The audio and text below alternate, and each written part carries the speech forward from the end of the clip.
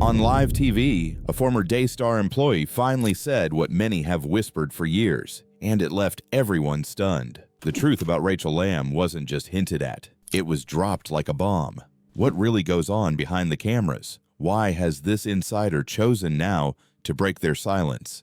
The answers are darker than expected, and the fallout is just beginning. This isn't gossip. It's the kind of truth that could change everything. Are you ready to hear what Rachel never wanted the world to know? Rachel Lamb didn't choose the spotlight. She was born into it. As the daughter of Marcus Lamb, the powerful founder of Daystar television network, her life was always tied to the mission of spreading faith through media. From the time she was a child, Rachel watched her father lead with passion, charisma, and an unshakable vision. Everyone expected her to follow in his footsteps, and for a while, it seemed like she was doing just that. Rachel's on-screen presence grew quickly. She had the warmth, the poise, and the message that viewers connected with. People loved her energy and authenticity. She wasn't just Marcus's daughter. She was becoming a strong voice of her own. Behind the scenes, she started taking on more responsibility. She wasn't just reading a script anymore. She was helping shape the direction of the network. But what most people didn't see was the pressure building up behind the curtain. Carrying the legacy of someone like Marcus Lamb was no small task. Every move she made was compared to his. Every decision was watched. Rachel wasn't just leading a company. She was holding together a family legacy, a ministry, and a business that reached millions. Heavy-hearted when I wrote this letter, and and my heart for the children, but the family as a whole.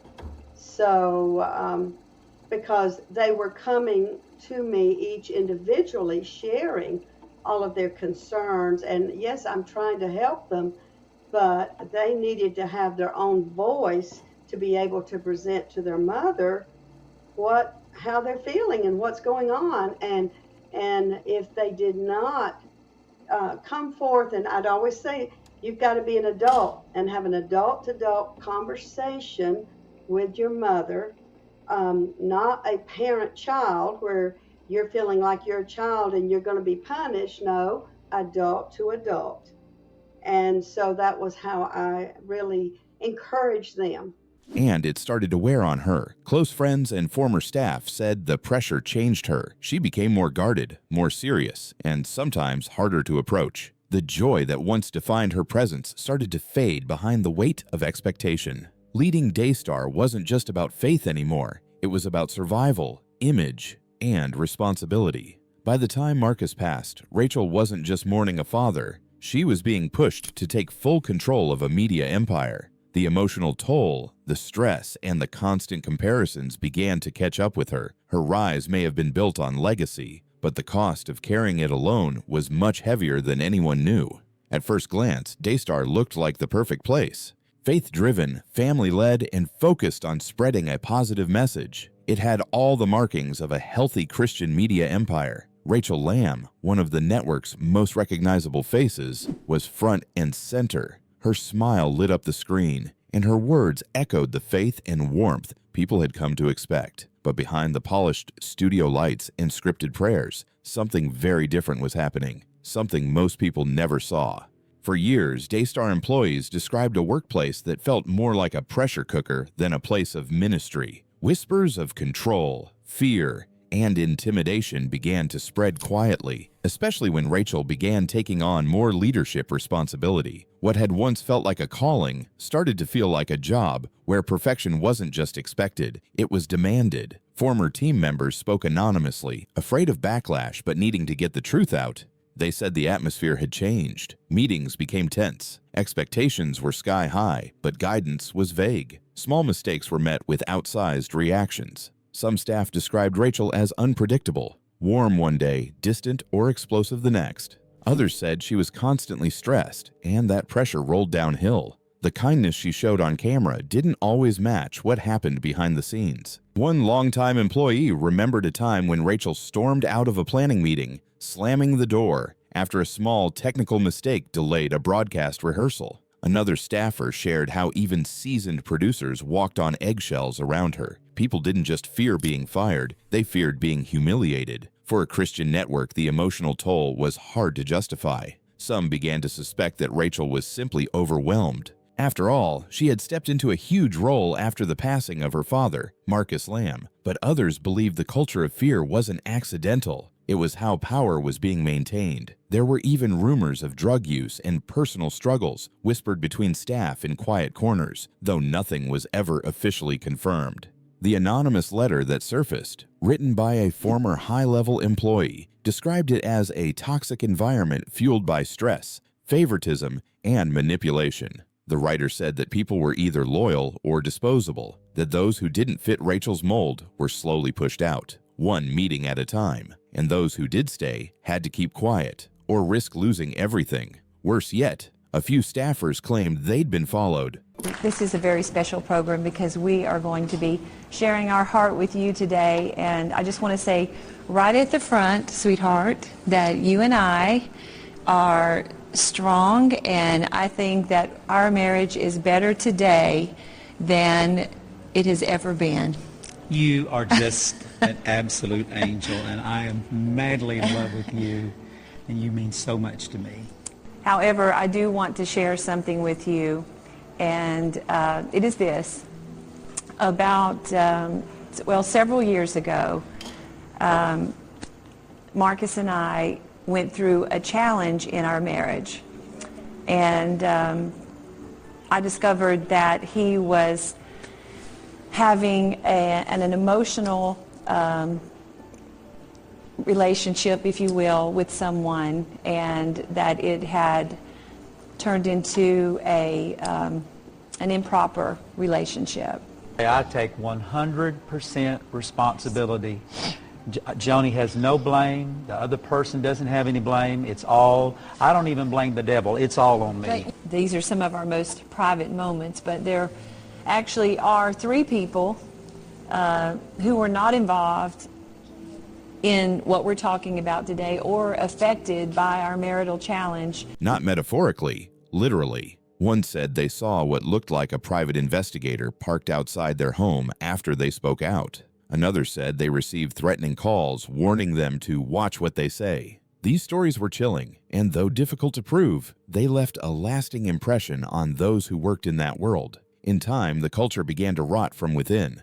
Veteran employees who had been with Daystar for decades quietly left, citing personal reasons or new opportunities. But behind the scenes, people knew the truth. They were burned out, heartbroken, and done with trying to survive in a place that no longer felt like a ministry. When news broke that Rachel had fired her own brother, Jonathan Lamb, citing performance issues, it shocked many. People inside the organization had seen signs of tension, but no one expected the family dynamic to erupt so publicly. Jonathan later hinted that his firing was more about politics and control than job performance, and that only fueled more rumors. Meanwhile, Rachel remained largely silent. Her public appearances stayed polished, her statements brief and carefully worded. But the damage was already done. Once the culture of a place starts to unravel, it's hard to stitch it back together, especially when people stop believing the message. Outside the network, Christian media watchers started paying attention. Journalists began investigating. Former employees, once afraid to speak, started reaching out. Stories of long hours, constant anxiety, and emotional burnout kept surfacing. What was once a network known for peace and spiritual encouragement had become, to some, a place of fear and fatigue. And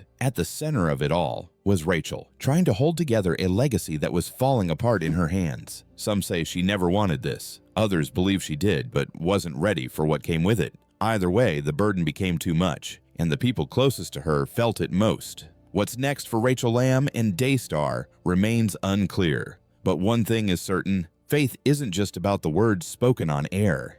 It's about how people are treated when no one is watching. And in this case, the spotlight might finally be shining where it hurts most, behind the scenes. For years, the Lamb family seemed like the perfect example of unity. They were the faces of Daystar, one of the largest Christian television networks in the world, and millions of people tuned in to watch their sermons, conversations, and family moments unfold on screen. But behind the polished broadcasts and public prayers, cracks were slowly forming in the foundation of this faith-based empire. And when Marcus Lamb, the family patriarch, passed away, everything came undone. The death of Marcus hit hard, not just emotionally, but organizationally. He wasn't just a father or a husband. He was the visionary, the unshakable leader, and the glue that held everything together. His passing created a massive vacuum of power, and in that space, confusion, resentment, and rivalry began to take root. Rachel Lamb, Marcus's daughter, had always been positioned as his spiritual and professional successor. She had the charisma, the television presence, and the confidence to lead. From a young age, she had been groomed to carry the torch, but not everyone agreed she should be the one to inherit the crown. Jonathan Lamb, Marcus's son and Rachel's brother, had long expected to be the one to take over the reins. He was, after all, the firstborn. And to many within the ministry, especially those familiar with traditional biblical values, it made sense for the son to become the leader. Jonathan had spent years quietly preparing behind the scenes, shadowing his father and learning the business. He believed he was ready, but when Marcus passed, Rachel stepped up instead, and tensions exploded. At first, things were subtle: a cold silence between siblings, missed calls, awkward interactions at meetings. But soon, the unease bled into every part of Daystar's operations. Staff were divided. Some supported Rachel, admiring her strength, her media savvy, and her ability to keep the network stable during a storm. Others backed Jonathan, believing he had the humility, patience, and quiet wisdom his father once showed. As Rachel assumed the leadership role, things started changing fast. Decisions were made without broad consultation. New hires were brought in. Old allies were pushed out. And within months, Rachel made the boldest move yet. She terminated Jonathan's employment. Just like that, her own brother was no longer part of the network their father had built for both of them. The fallout was immediate and brutal.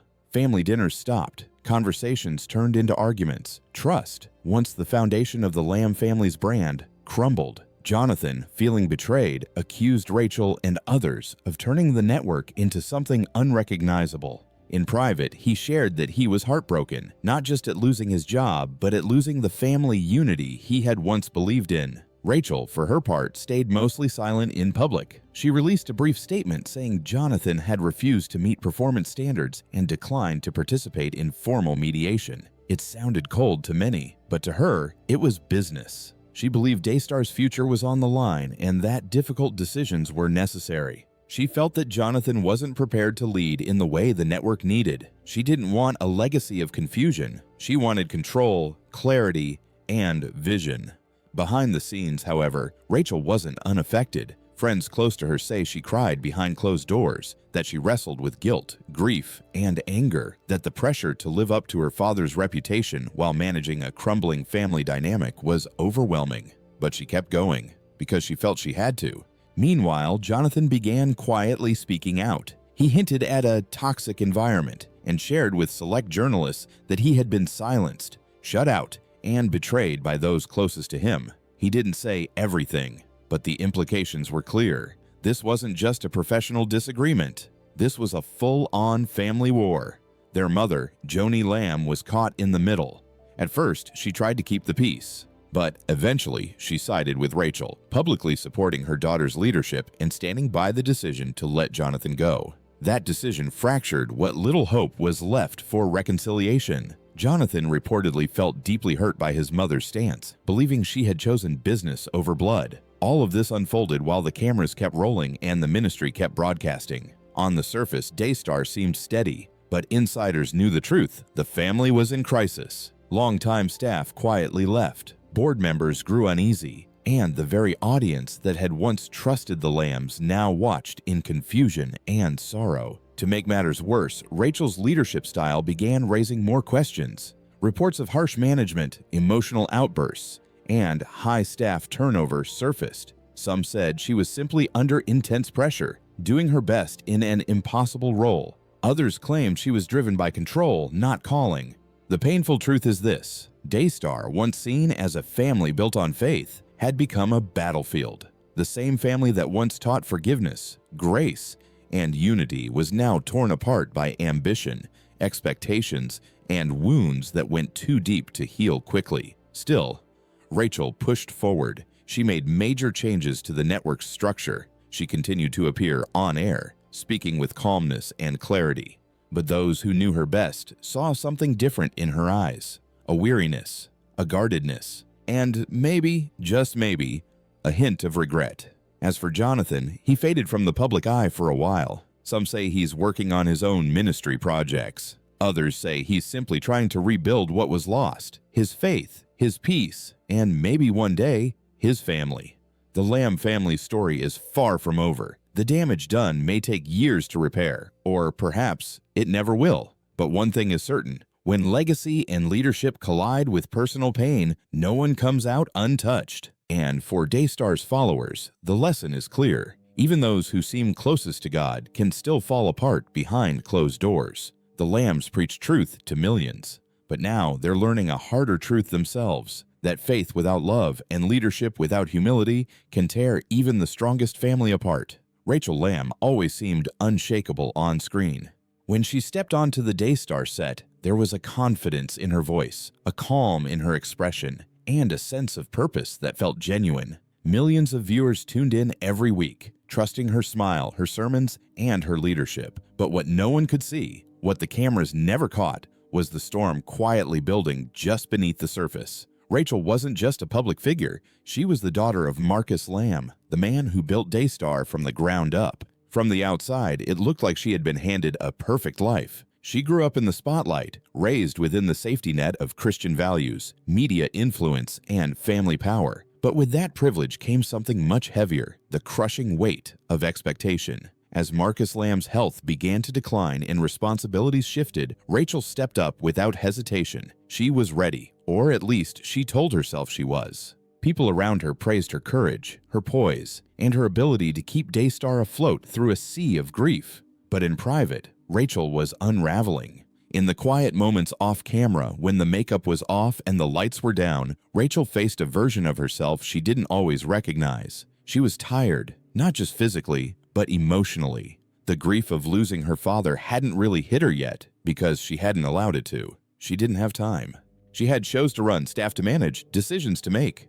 And yet, every night she found herself staring at the ceiling, wondering if she was leading for the right reasons or just trying to prove something. The public adored her. They called her strong, faithful, inspiring. But inside, Rachel felt like a fraud. She worried that her decisions weren't spirit-led but fear-driven. She questioned whether she was following her father's legacy or hiding behind it. And most of all, she was terrified of failing, not just as a leader, but as a daughter, a sister, a believer. Her relationship with her brother Jonathan had already crumbled by this point. What had once been a sibling bond forged by shared faith had become cold, fractured, and bitter. He felt cut out of the legacy he believed was his. She felt unsupported, even sabotaged. Neither of them said what needed to be said, and in their silence, resentment grew like a vine that refused to stop climbing. When Rachel made the controversial decision to terminate Jonathan's role at Daystar, she told herself it was a business decision. She framed it with professionalism, but inside, it felt personal, and the guilt of that choice haunted her. She'd grown up in a family that preached forgiveness and unity, but here she was, dividing the very family her father had spent his life holding together. Behind closed doors, things got harder. The pressure mounted. Staff morale dipped. Whispers of leadership tension spread across the network. Rachel heard the rumors, the private comments about her temper, her intensity, her quick decisions. She pretended not to care, but deep down they cut her. Not because they weren't true, but because they were. At home, Rachel felt isolated. Her mother, Joni, stood by her in public, but even that bond was strained by grief and the overwhelming task of keeping the network alive. The two women leaned on each other when they could, but sometimes they fought. Sometimes they cried alone, and sometimes Rachel wondered if they were still leading Daystar for the right reasons, or simply out of habit and obligation. Then there were the late-night phone calls, former employees, old friends, loyal viewers. Some offered encouragement, praying over her in the middle of the night. Others raised concerns, gently questioning decisions she'd made or changes they didn't understand. Rachel smiled and thanked them, but the conversation stuck with her. They echoed in her head long after the call ended. Was she leading with faith or fear? There were days when Rachel couldn't even pray, not because she didn't believe, but because she didn't know what to say anymore. How do you ask God for help when you're not even sure what direction you're supposed to be heading? She'd sit in her office, Bible open, eyes blurred, hoping for a sign. Sometimes she'd get nothing. Other times she'd hear just one word whispered into her spirit. Surrender. That word haunted her, because surrender meant giving up control, and control was the one thing Rachel clung to. She controlled the image, the tone, the schedule, the people. Letting go felt like death, but holding on was killing her, too. Eventually, the cracks in her armor became visible. She started canceling meetings. She missed 2 live recordings in a row, blaming fatigue and scheduling conflicts. But her team knew better. They saw the sadness in her eyes, the distant look when she was supposed to be leading a meeting. Her once warm, radiant energy became muted. She smiled less. She spoke in shorter sentences. She was retreating, and no one quite knew how to reach her. And then came the stories in the press. Anonymous former staff members speaking out, accusations of a toxic workplace, whispers of burnout, questions about the financial future of Daystar. The headlines were brutal. Rachel didn't read them, but her phone buzzed nonstop with texts from people who had. Praying for you. Don't let the enemy win. Call me if you need to talk. But the truth was, Rachel didn't know how to talk about any of it. She didn't know how to open up about her pain when her whole life had been about presenting strength. Vulnerability felt dangerous, but hiding was no longer working either. Eventually, it was her husband who finally sat her down.